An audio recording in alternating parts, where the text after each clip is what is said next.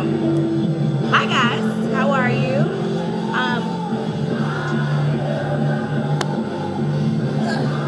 Alright, let's try and do these numbers. Alright. Hey everyone. Can you hear me? I feel wait.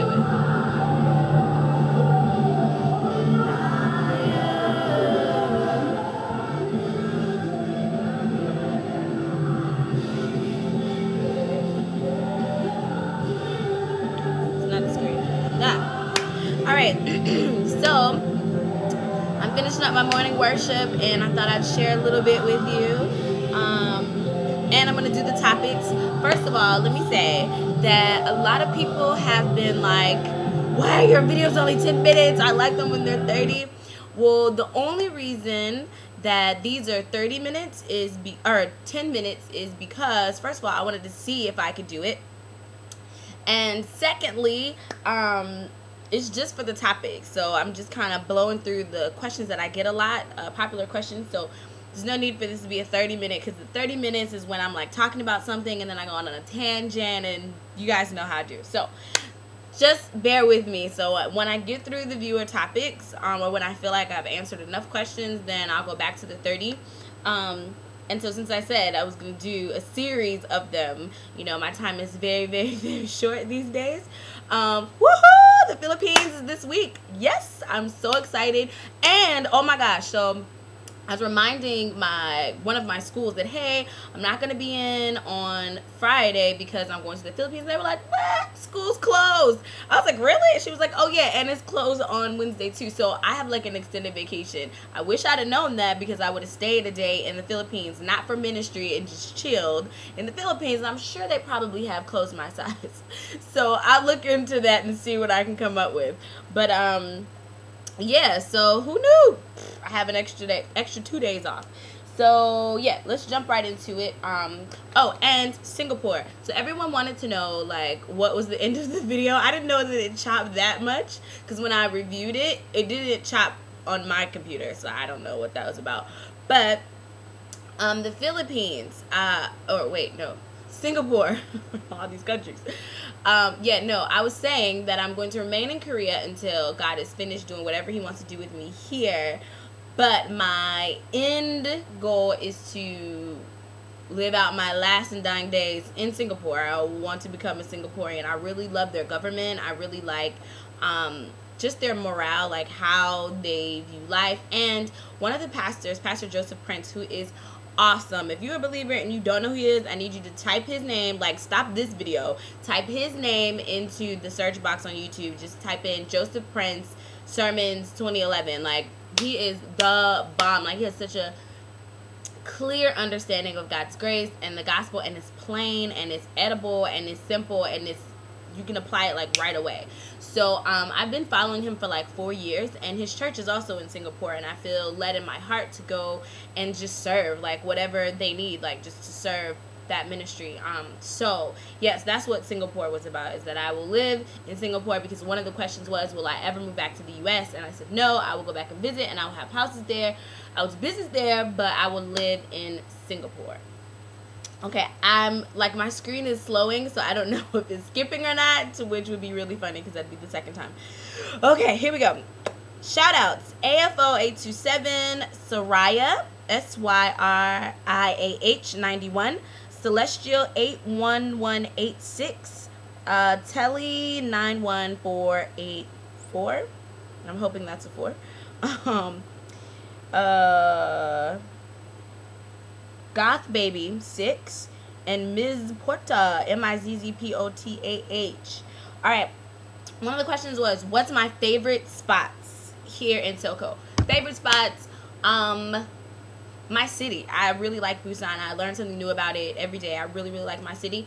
But one of my favorite spots is this tiny little, it's not tiny, but it's smaller. It's this small little hookah bar. I actually don't smoke, and I don't like smoking. Bleh.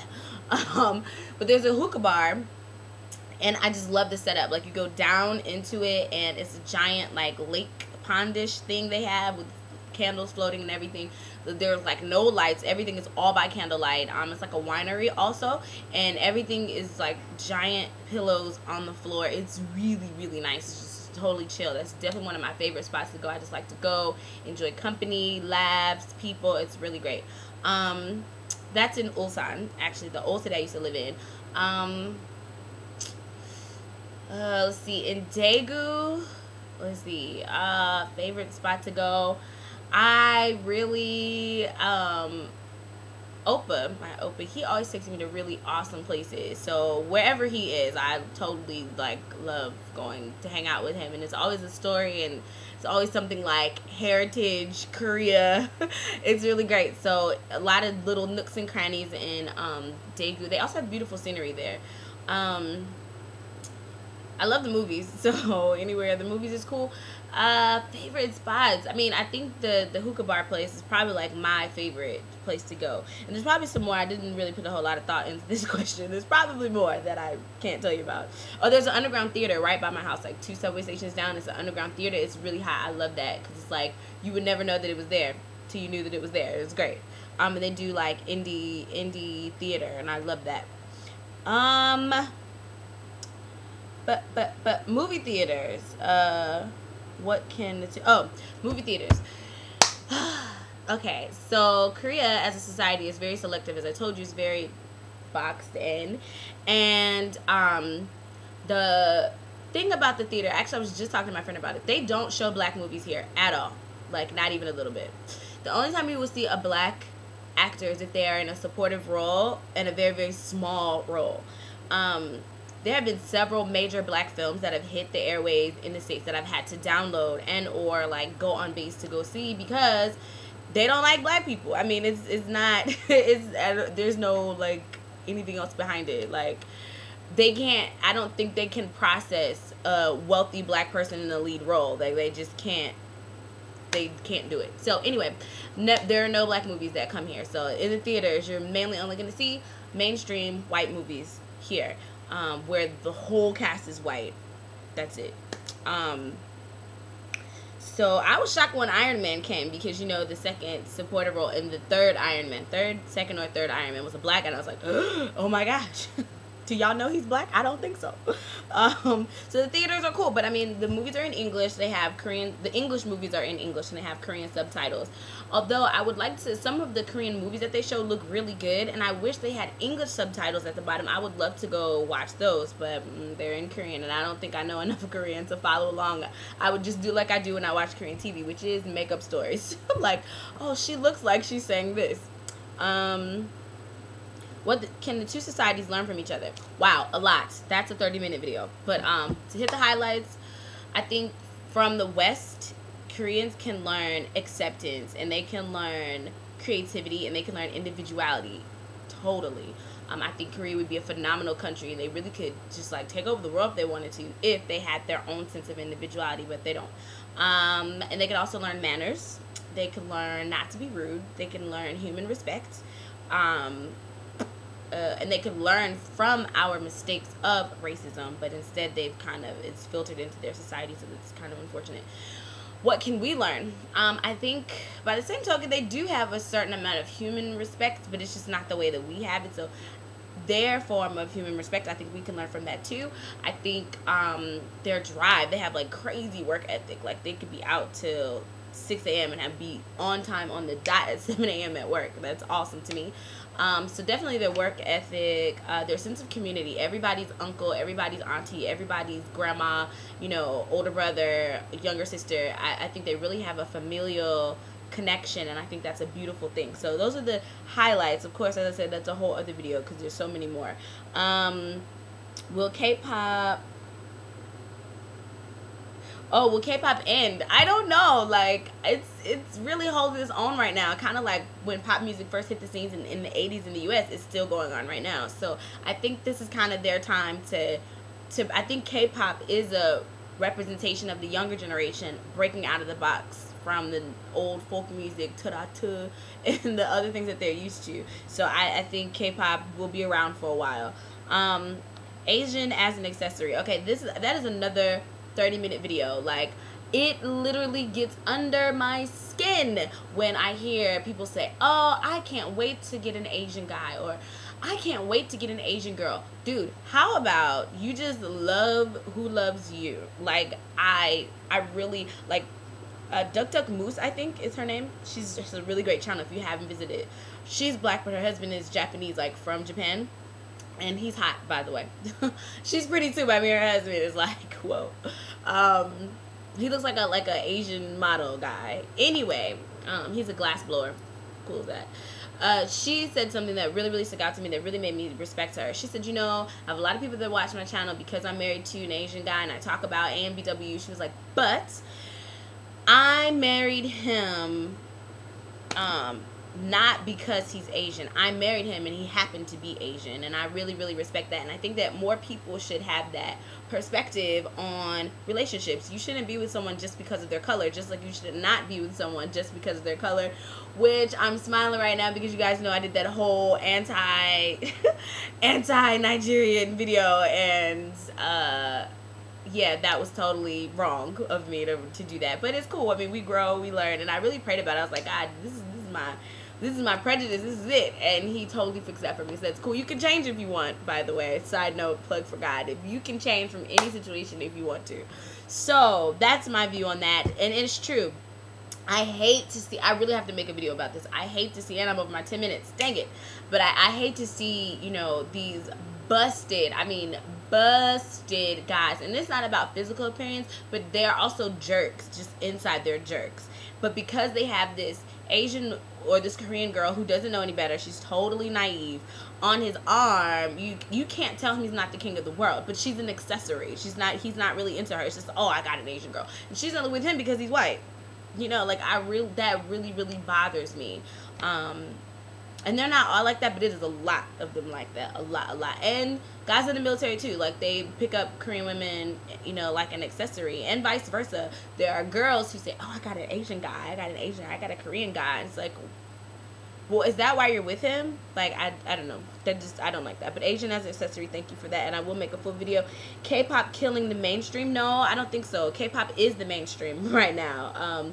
It's on the commercials. It's in movies. It's everywhere. K-pop is just like invading Korea. So K-pop is the mainstream. So I don't think that it's taking over the mainstream. I do think that they are influenced by the American mainstream and Japanese as well. Sex and gender.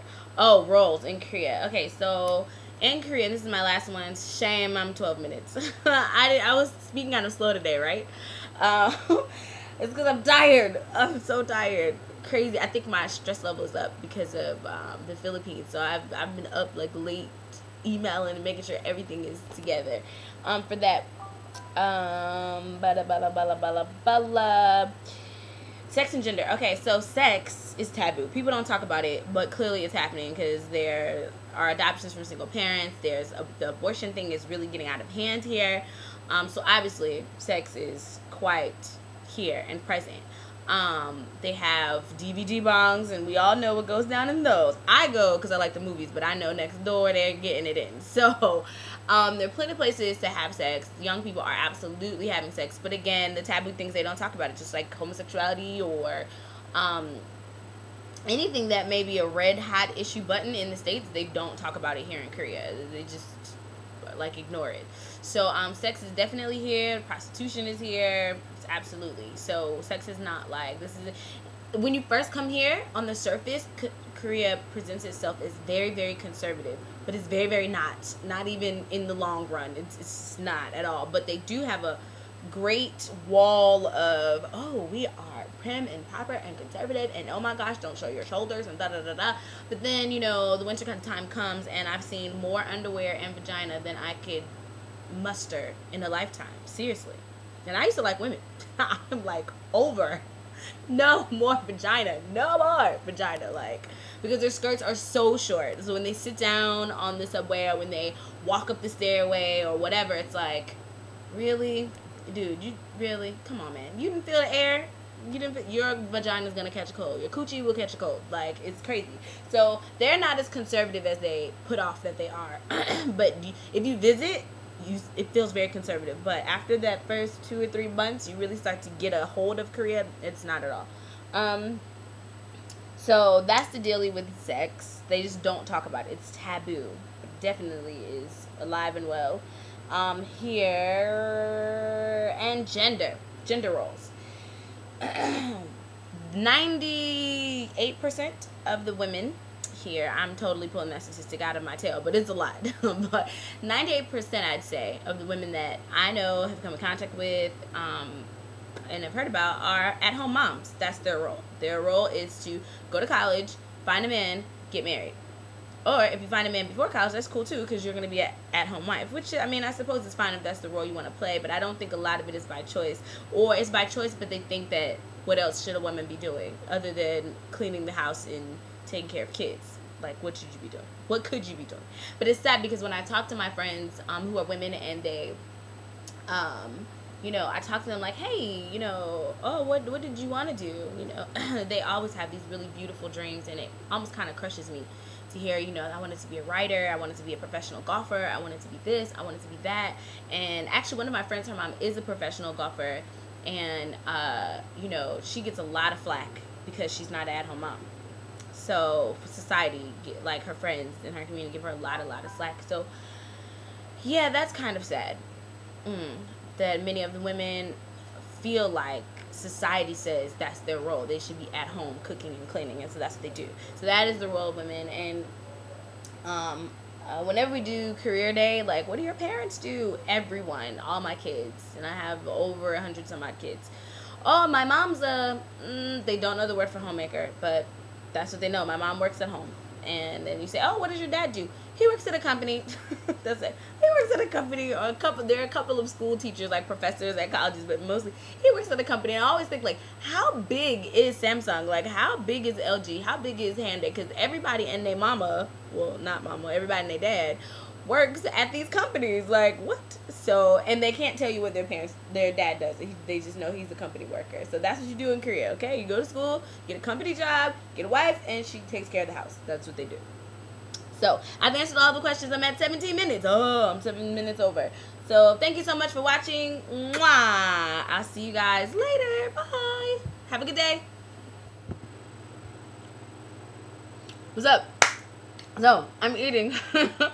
And I almost forgot to tell you. Okay, so the other day, I was walking. Some of you saw this on my Facebook, but I was oh, which, by the way, my Facebook, just type in my name, Avery Atkinson, and then it has my Korean name, Gwang Soo-jung, is right next to it. I'm the only Avery Atkinson with Korean writing next to her name. That's me. So you can add me on Facebook. More than welcome to do so. But, so I was walking home, and I was taking the super long way home. It's like a 20-30 minute walk. It was super long from like the mall to my house, and I was walking really slow, and I was like, oh, let me pop into this store. It almost looks like a thrift store, which, if any of you know me from the States, I love thrift stores because you can find really cute stuff really cheap, but no one else has it on. Like, that's my thing. I hate to be in public and I see someone else wearing exactly what I'm wearing, although in Korea it doesn't seem to bother them because excuse me, everybody wears the exact same thing. Anyway, that's another video. But I found three pairs of shoes. This is one of the pairs of shoes.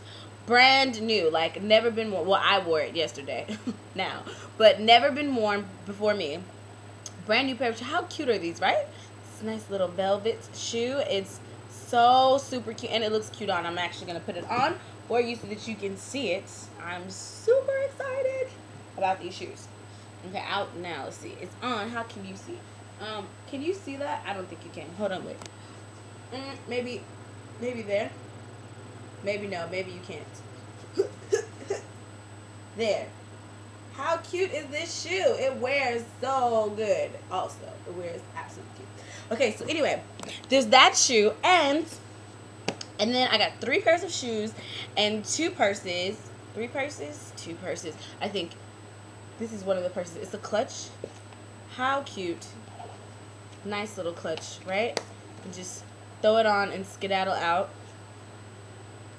Nice. Leopard. Can you see the leopard? It's like leopard. What am I talking about? Alligator. It's alligator. It's like a pearl color. Oh, opal. Yeah, it's definitely opal. Anyway, super sassy, super cute. Very Audrey Hepburn. You guys know I love her. I got all of these things. Bag full of clothes. Not clothes.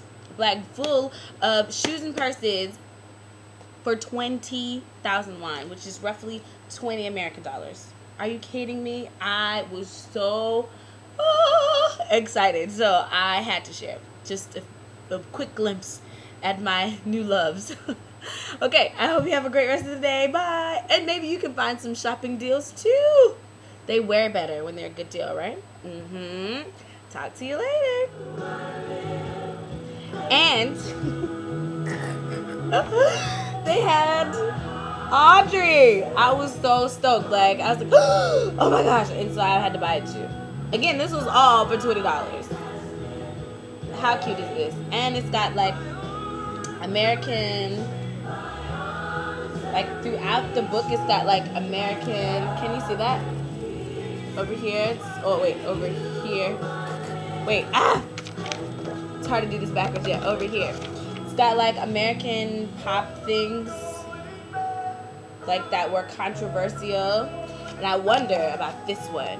Can you see her plastic surgery scissors? I'm like, they should put this up all over Korea.